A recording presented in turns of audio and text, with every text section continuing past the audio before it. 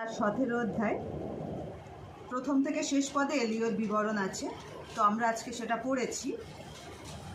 অনেকটা বড়, 1 থেকে 24টা পদ আছে, কিন্তু আমি শুধু যেটা বলবো, আমি দুটো পদ বলবো। একটা প্রথম পদ হচ্ছে, প্রথম পদটা বলবো। আর গিলিয়দ প্রবাসীদের মধ্যবর্তী তিশবীয় এলিয় আহাবকে কহিলেন, এর পরেরটা মন দিয়ে শোনো। আমি যাহার সাক্ষাতে দণ্ডায়মান, ইসরায়েলের ঈশ্বর সেই জীবন্ত সদাপ্রভুর দিব্য। এলিও কি বলছে? যে আমি যাহার সাক্ষাতে দণ্ডায়মান, অর্থাৎ এলিওকে যদি মনে করো এখনের ভাষায় যদি আমরা বলি যে এলিওকে খুঁজছি আমরা, যে এলিও কোথায়, এলিও কোথাও কেউ দেখেছো? তো লোকে বলবে যে এখানে এলিওকে কেন খুঁজছো, যাও গিয়ে সদাপ্রভুর সামনে খোঁজো। অর্থাৎ সদাপ্রভুর সামনে সর্বদা দণ্ডায়মান, তার মানে একেবারে অ্যাটেনশন হয়ে এরকম দাঁড়িয়ে থাকতো সেটা নয়, মানে ঈশ্বরের ডাক, ঈশ্বর কি বলছেন, ঈশ্বরের কাজ, সেইগুলো সব কিছু করার জন্য সবসময় প্রস্তুত। এই রকম ছিল এলিওর চরিত্র। আর এলিও এরকমভাবে যখন ঈশ্বরের সামনে নিজেকে সবসময় প্রস্তুত রাখতেন, যখন যেটা বলবেন 1 সেকেন্ড দেরি হবে না এলিও সেটা করতে। এই জন্য বলছে যে আমি যাহার সম্মুখে দণ্ডায়মান সেই জীবন্ত সদাপ্রভুর দিব্য। এবার দিব্য দিয়ে কি বলছে, সাংঘাতিক কথা, ভালো করে শোনো। এই কয়েক বছর শিশির কি বৃষ্টি পড়িবে না, কেবল আমার কথা অনুসারে পড়িবে। খুব ভালো করে নিশ্চয় এটা খেয়াল করেছো। বলছে জীবন্ত সদাপ্রভুর দিব্য করে বলছে যে আকাশ থেকে একটা ফোঁটা শিশির পড়বে না, এক ফোঁটা বৃষ্টি পড়বে না, কিন্তু পড়বে। কখন পড়বে? আমার কথা অনুসারে পড়বে। এখানে এলিও বলেনি যে আমি বলছি ঈশ্বর করবে বা এরকম কিছু। এলিও মানুষেরটা চরিত্র কীরকম দেখো, যে ও বলছে আমার কথা অনুসারে পড়বে, আর স্বর্গ যেন হেট হয়ে এলিওর কথাকে সফল করার জন্য তৎপর হয়ে উঠেছে। কীরকম সম্পর্ক ঈশ্বরের সঙ্গে থাকলে তবে ঈশ্বর তার দূতগণকে পাঠায় সেই মানুষের যা বলছে সেই কাজটাকে সফল করার জন্য। আর এই ঘটনা ঘটেছিল। কিন্তু আমি আজকে যেটা নিয়ে বলতে চাই সেটা হচ্ছে একটি মাত্র পদ, আর সেটা আমরা যেটা পাবো, ঈশ্বর সদাপ্রভু এলিওকে বলছেন যে 5 পদ বলি। তখন তিনি গিয়া সদাপ্রভুর বাক্যানুসারে কর্ম করিলেন, জর্দনের সম্মুখস্থ কিরিত স্রোতের ধারে গিয়া অবস্থিতি করিলেন।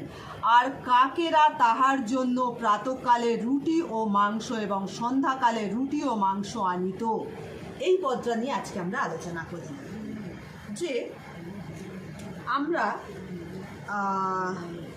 বলি রক্ত মাংসের মানুষ, আমরা তো সবসময় আমাদের খাবার আর বাসস্থান, বস্ত্র, এসবের জন্য তো আমরা চেষ্টা করবই, এগুলো আমরা চেষ্টা করবই।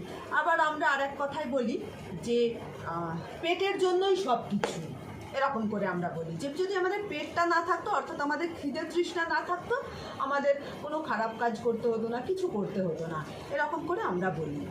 এলিওকে দেখো, এলিওকে ঈশ্বর পাঠাচ্ছেন, আর এলিওকে যখন সেই দেশে দুর্ভিক্ষ হলো, ঈশ্বর সদাপ্রভু তার জন্য খাদ্য জোগাড় করে দিলেন। সেখানে কিচ্ছু নেই, জল শুকিয়ে যাচ্ছে, এক মুষ্টি ময়দা সেখানে নেই, এরকম অবস্থায় এলিওর একদিন এলিওকে উপবাসে কাটাতে হয়নি। প্রত্যেক দিন 2 বেলা এলিও খেয়েছে, এবং এলিও নিরামিষও খায়নি। ভেবে দেখো, কাক নিয়ে যাচ্ছে মাংস আর রুটি মুখে করে। একটা অদ্ভুত লাগে না যে কাক কীরকম প্রাণী? কাক কিছু পেলে সে সেটা মুখে করে নিয়ে যাবে, এরকম প্রাণী তো কাক নয়। কাককে আমরা বলি সর্বভূক, যে যা পাবে সব খেয়ে নেবে, আর মাংস সে মুখে করে নিয়ে যাচ্ছে। এটা ভাবতেও অবাক লাগে যে কাক মাংস একটুও নিজের চেখে মেখে দেখার চেষ্টা করছে না, যেটুকু ঠোঁটে ধরার সেইটুকু ধরে উড়ে চলে যাচ্ছে এলিওর কাছে। কোথা থেকে কত দূর থেকে ঈশ্বর সে কাকের মুখে জুগিয়েছিলেন আমি জানি না, কিন্তু মোদ্দা কথা তিনি জুগিয়েছিলেন। এই জন্য ঈশ্বরের আরেক নাম হচ্ছে ঈশ্বর জিহোবা জিরি। তিনি জুগিয়ে দেন। আব্রাহামকে শুধু সেদিন জুগিয়েছিলেন তা নয়, আজকে দেখছি এলিওকেও তিনি জুগিয়ে দিচ্ছেন। সেই মহা দুর্ভিক্ষের কালে এলিও প্রত্যেক দিন যেন তার মহাভোজ হচ্ছে রুটি মাংস দিয়ে, সন্ধে সকালে মহাভোজ। আর জল সেখানে সেই কিরিত স্রোতের জল সে পান করছে, আর সেখানে আনন্দের সঙ্গে আছে। কেন আনন্দের সঙ্গে আছে? সেখানে আর কোনো ঝঞ্ঝাট নেই, বিপত্তি নেই, আহাব নেই, ইসাবেল নেই, কিছু নেই, শুধু সেখানে এলিও আছে আর ঈশ্বর আছে। এলিও মন প্রাণ ভরে খাচ্ছে ধাচ্ছে ঘুমাচ্ছে, উঠছে ঈশ্বরকে ডাকছে, আবার মন প্রাণ ভরে খাচ্ছে ধাচ্ছে ঘুমাচ্ছে, ঈশ্বরকে ডাকছে। কি সুন্দর সেই জীবনটা। কিন্তু এলিও এক বেলার জন্য খাবারের চিন্তা করেনি, এক বেলার জন্য সন্দেহ করেনি যে ও বেলা তো ঈশ্বর দিল, এবেলা ঈশ্বর পাঠাবে তো। এইসব কিছু লেখা নেই এখানে। আর সত্যি সত্যি এলিও করেনও নি, কারণ এখানে প্রথম পদে বলেছে এলিও ঈশ্বরের সম্মুখে সবসময় দণ্ডায়মান থাকেন। মানে ঈশ্বর যদি কীরকম তার চরিত্র এলিও খুব ভালো করে জানে।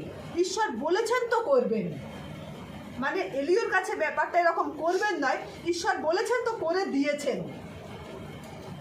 আর আজকে আমরা এক মুঠো খাবার জন্যে কি না কি করে বেড়াই, ঈশ্বরকে জলাঞ্জলি দিই। অথচ এলিওর কোনো চিন্তা ছিল না কি খাবো, কি পরবো, কি জল পান করব। আর ঈশ্বর তাকে দিনের পর দিন জুগিয়ে দিয়েছেন, যতদিন না সে কিরিত স্রোত শুকনো হয়েছে। ঈশ্বর তাকে জুগিয়ে চলেছেন দিনের পর দিন। মথিলিখিত সুসমাচারের 6 অধ্যায় আমরা জানি, সেখানে লেখা আছে যে যিশু বলছেন কি খাবো, ভোজন করব, কি পান করব বলে চিন্তা করো না। যিশু বলছেন, যেহেতু আমরা এই চিন্তাটা না করে থাকতে পারি না, সেই জন্য তিনি স্পষ্টভাবে আমাদেরকে বলছেন যে এই চিন্তা তোমরা করো না। এলিওকে এটা বলার দরকার হয়নি, ঈশ্বরের ওকে বলার দরকারই হয়নি, কারণ ঈশ্বরও এলিওকে চিনত, এলিও ঈশ্বরকে চিনত। দুজনের সঙ্গে কি সুন্দর সম্পর্ক, যে দুজন দুজনকে একেবারে ওতপ্রোতভাবে চেনে, একেবারে ঘনিষ্ঠভাবে চেনে, যে আমার খাবারের চিন্তা করার দরকার নেই, সর্বশক্তিমান আমাকে জুগিয়ে দেবেন। আর আজকে যিশু আমাদেরকে স্পষ্টভাবে শুধু বলে ক্ষান্ত হচ্ছেন না, তিনি যদি উনি একবার বলতেন তো আলাদা কথা ছিল, তিনি আমাদের কাছে লিখে দিয়েছেন, যেন মানো যে তিনি লিখে নিচে স্ট্যাম্প মেরে সই করে দিয়েছেন যে তোমাদের খাদ্য বস্ত্রের অভাব হবে না। আর আমরা সেটার জন্যই যতদিন থেকে জ্ঞান হয়েছে আর আজ পর্যন্ত সেটার জন্যই ছুটে চলেছি, কি খাবো আর কি পরবো, কি খাবো আর কি পরবো। অথচ তার প্রতিজ্ঞা যে চড়ুই পাখি এদেরকে তিনি খাবার জুগিয়ে দিচ্ছেন দিন প্রতিদিন, এরা কোনো পরিশ্রম করে না, কিছু করে না, দিন প্রতিদিন এদেরকে তিনি জুগিয়ে দিচ্ছেন, তাহলে তোমরা এদের থেকে অনেক শ্রেষ্ঠ, ঈশ্বরের চোখে তোমরা অনেক মূল্যবান, আর তোমাদের কেউ তিনি জুগিয়ে দেবেন। এই প্রতিজ্ঞার পরেও আমরা ওই দুটি কথা ছাড়া আমাদের মাথায় সকাল থেকে সন্ধ্যা পর্যন্ত আর কিচ্ছু আসে না, যে কি খাবো আর কি পরবো। আমাদের কাছে তার লিখিত বাক্য আছে, দলিল আছে, কোর্টের স্ট্যাম্প পেপারের মতো লিখিত, ওর থেকে বেশি মূল্যবান এই বাইবেল আমাদের কাছে আছে। আর তাতে লেখা আছে কি ভোজন করিব, কি পান করিব বলিয়া শরীরের বিষয় চিন্তা করিও না। কিন্তু কি বিষয় চিন্তা করো? ঊর্ধ্বস্থ বিষয় চিন্তা করো, যেটা এলিও এখানে বসে পড়ছিল। কি খাবো, কি পরবো, এটা এলিও চিন্তা করেনি, কিন্তু ঈশ্বরের বিষয় চিন্তা করছিল। এরপরে ঈশ্বর এলিওর জন্য কি মিশন রেখেছেন, সেই দিকে এলিও সমস্ত কনসেন্ট্রেট ছিল, এলিও সেই দিকে চিন্তা করছিল। আর আমরা ঠিক এলিওর বিপরীত, যে কি খাবো আর কি পরবো, এছাড়া আমাদের আর কিছু নেই। যদি আজকে বিরিয়ানিও খাই, ঈশ্বরকে ধন্যবাদ করা তো অনেক দূরের কথা, কালকে কি খাবো সে চিন্তায় বসে যাই। এরকম অকৃতজ্ঞ আমরা, তথাপি দিনের পর দিন তার করুণা, তার অনুগ্রহ আমাদের জীবনে বর্ষণ হয়েই চলেছে। আজ যদি আমরা না ভাবি, এত বছর আমরা খেয়ে পড়ে এসেছি তারই অনুগ্রহে, আজও যদি না ভাবি, আর ভাববো কবে তার সে ঊর্ধ্বস্থ স্বর্গের বিষয়ে, আর ভাববো কবে? কোন দিন আমরা আছি, কোন দিন নেই আমরা জানি না। আমরা কটা দিন যে বৃদ্ধ বয়সে আমরা তার বিষয়ে ভাববো, ঈশ্বর করব, আমাদের সময় আসবে কি আমরা জানি না। হয়তো যদি আমরা বলি যে তার দ্বিতীয় আগমনের সময় আছে, যদি তর্কের খাতিরে সেটা মেনেও নেই, কিন্তু আমরা কতদিন আছি সে গ্যারান্টি আমরা দিতে পারি না। তো সারা জীবন যদি কি খাবো কি পরবো বলে চলে যাই, একটা সময় আমাদের জীবনে মৃত্যু নিশ্চিত আসবে। আর মৃত্যুর পরে যে খাদ্যের দরকার হবে তা আমাদের এই বাইবেলই দেবে। আর এখনই আমাদের তা ঊর্ধ্বে তাকিয়ে স্বর্গস্থ বিষয়ে ভাবনা চিন্তা, অর্থাৎ তার মতো পবিত্র সূচি শুদ্ধ হয়ে আমাদেরকে অপেক্ষা করতে হবে। কারণ তিনি প্রতিজ্ঞা করেছেন তিনি আসবেন, নিয়ে যাবেন। তিনি তার প্রতিজ্ঞা এলিয়র জীবনেও রেখেছিলেন, আমাদের জীবনেও রাখবেন।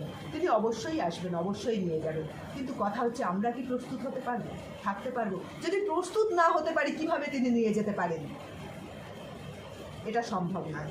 তো আমাদেরকে কি করতে হবে, কি এই এলিয়র মতো কি খাবো কি পরবো এই ভাবনা অনেক হয়েছে। এই যত বছর আমাদের বয়স, আমরা প্রত্যেককে দেখেছি যে একটি বেলাও আমরা শুকিয়ে থাকিনি। ঈশ্বর কোনো না কোনোভাবে ঠিক আমাদের জুগিয়ে দিয়েছেন। তো আজ তিনি যখন কাল জুগিয়েছেন তিনি আজও যোগাবেন এবং আগামী দিনেও যোগাবেন। কারণ তিনি তার প্রতিজ্ঞায় একেবারে বদ্ধপরিকর, আমাদের না খাইয়ে রাখবেন না। কিন্তু আমাদের প্রতিজ্ঞা আর কবে করব বা কবে নেব, আমরা সেই ঊর্ধ্বস্থ বিষয় ভাববো। আমরা আরও 5 জনকে ঊর্ধ্বস্থ বিষয় ভাবাবো, কবে আমরা সেটা করব?